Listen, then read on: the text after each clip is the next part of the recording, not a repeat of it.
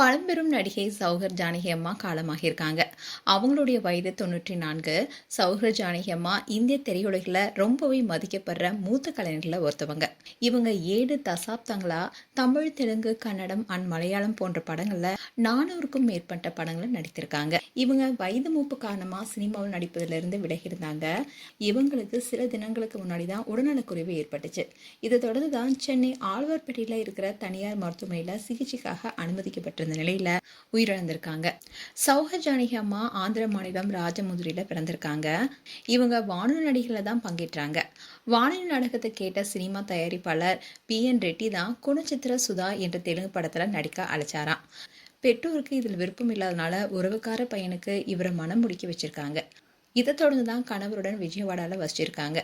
இவங்களுடைய கணவர் நல்ல வேலை தேடி சென்னைக்கு வந்திருக்காரு. சினிமா ஆசை இருந்ததுனால இவங்களும் சென்னை வந்து தயாரிப்பாளர் PN ரெட்டியை சந்திச்சிருக்காங்க. இதை தொடர்ந்து தான் விஜயா புரொடக்ஷன் தயாரிப்பில் NT ராமாராவ் நடித்த சௌகார் என்ற தெலுங்கு படத்தில் 19வது வயதிலேயே கதாநாயகி அறிமுகமானாங்க. இந்த படத்தின் மூலமாக தான் பலராலுமே சௌகர் ஜானகின்னு அறியப்பட்டாங்க. அதுவும் மாடர்ன் தேட்டர்ஸோடைய வளையாபதி படத்துல பாரதிதாசன் எழுதிய வசனத்தை பேசி நடித்தாங்க.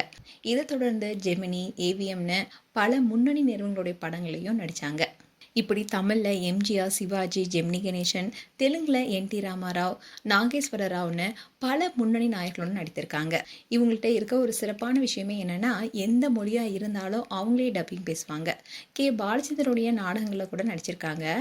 300க்கும் மேற்பட்ட முறை மேடை ஏறியிருக்காங்க. காவிய தலைவி, ரங்கராட்னம் போன்ற 2 படங்களை தயாரிச்சிருக்காங்க. தெலுங்கு திரைப்பட விருதுகள் கமிட்டி தலைவராக பணிபுரிஞ்சிருக்காங்க.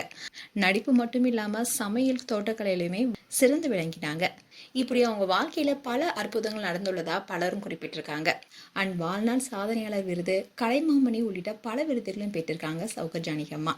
இவங்களுடைய கலை சேவையை பாராட்டும் வகையில் தான் 2022 பத்மஸ்ரீ விருதும் இவங்களுக்கு மத்திய அரசு கொடுத்து சிறப்பிச்சாங்க. இப்படி இருக்க சூழல்ல தான் சில நாட்களுக்கு முன்னாடி உடல்நலக்குறைவு ஏற்பட்டிருக்கு. அதனால தீவிர சிகிச்சை பிரிவில் சிகிச்சை பெற்று வந்தாங்க. ஆனா சிகிச்சை பலனளிக்காம இன்னைக்கு காலமாக இருக்காங்க. இவங்களுடைய மறைவு செய்தி கேட்ட பல செலிபிரிட்டிஸும் இவங்களுக்கு இரங்கல் தெரிவிச்சிட்டு வராங்க. அதோட பல பிரபலங்கள் நேர்ல சென்று அஞ்சலி செலுத்திருக்காங்க. மேலும் சௌகர் ஜானகி அம்மாவுக்கு எங்களுடைய ஆழ்ந்த இரங்கலை தெரிவித்துக் கொள்றோம். உங்களுடைய இரங்கலை கமெண்ட் செக்ஷன் சொல்லுங்க. இது போன்ற வீடியோஸை பார்க்க நியூஸ் தமிழ் ரீட்ஸ்னை சப்ஸ்கிரைப் பண்ணுங்க அண்ட் மறக்காம நோட்டிஃபிகேஷன் பட்டனை கிளிக் பண்ணுங்க.